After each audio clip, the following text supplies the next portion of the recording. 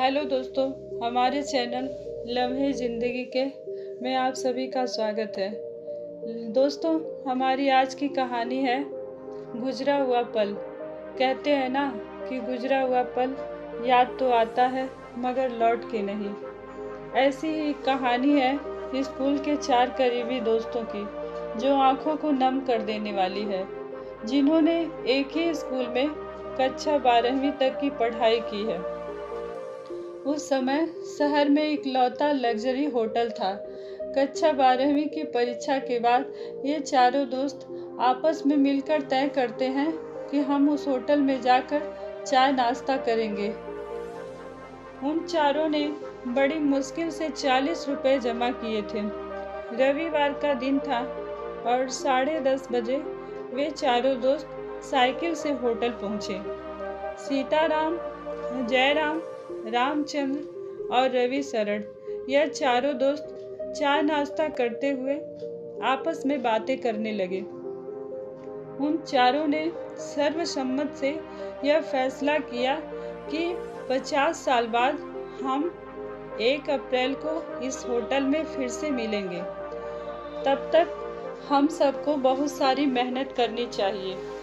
यह देखना दिलचस्प होगा कि किसने कितनी प्रगति की है। जो दोस्त उस दिन होटल में सबसे बाद में आएगा, उसे उस समय के होटल का बिल देना होगा। उनको चाय नाश्ता परोसने वाला वेटर कालू यह सब सुन रहा था। उसने कहा कि अगर मैं यहाँ रहा तो मैं इस होटल में आप सभी का इंतजार करूँगा। आगे की शिक्षा के लिए वे चारों अलग अलग हो गए।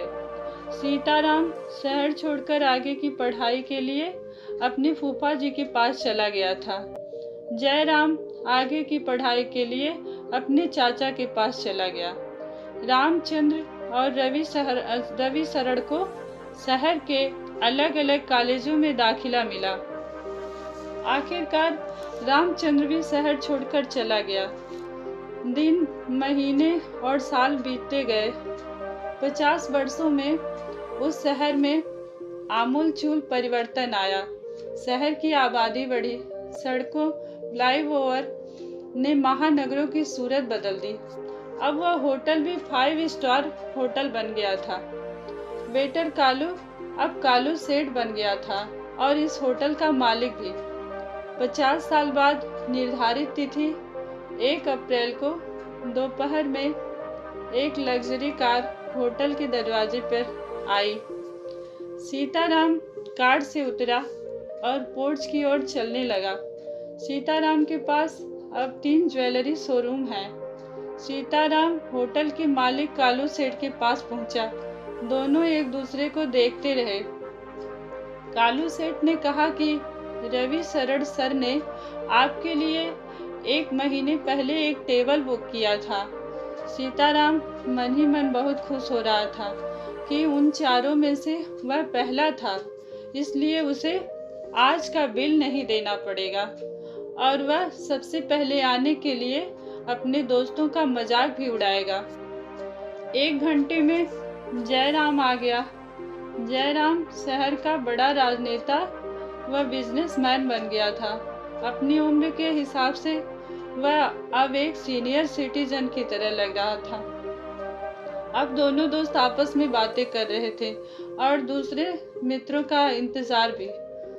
तीसरा मित्र रामचंद्र आधे घंटे में आ गया। उससे बातें करने पर पता चला कि रामचंद्र बिजनेसमैन बन गया है। तीनों मित्रों की आंखें बार बार दरवाजे पर जा रही थी कि रवि शरण कब आएगा। इतनी देर में कालू सेठ ने कहा कि रवि शरण सर की ओर से एक मैसेज आया है कि तुम लोग चाय नाश्ता शुरू करो, मैं आ रहा हूँ। तीनों 50 साल बाद एक दूसरे से मिलकर बहुत खुश हुए थे। घंटों तक हंसी मजाक चलता रहा, लेकिन रवि शरण नहीं आया। कालू सेठ ने कहा कि रवि शरण सर का एक मैसेज आया है, आप तीनों अपना मनपसंद मेन्यू चुनकर खाना शुरू करें। खाना खा लिया तो भी रवि शरण नहीं दिखा। बिल मांगते ही तीनों को जवाब मिला कि ऑनलाइन बिल का भुगतान हो गया है। शाम के 8 बजे एक युवक कार से उतरा और भारी मन से निकलने की तैयारी कर रहे तीनों मित्रों के पास पहुंचा। तीनों मित्र उस समय उस आदमी को देखते ही रह गए। युवक कहने लगा कि मैं आपके दोस्त का बेटा यशवर्धन हूँ। मेरे पिता का नाम रवि शरण है। पिताजी ने मुझे आज आपके आने के बारे में बताया था। उन्हें इस दिन का बेसब्री से इंतजार भी था, लेकिन पिछले महीने गंभीर बीमारी के कारण उनका निधन हो गया। उन्होंने मुझे देर से मिलने के लिए कहा था। अगर मैं जल्दी निकल गया तो वे दुखी होंगे, क्योंकि मेरे दोस्त तब नहीं हंसेंगे जब उन्हें पता चलेगा कि मैं इस दुनिया में नहीं हूँ।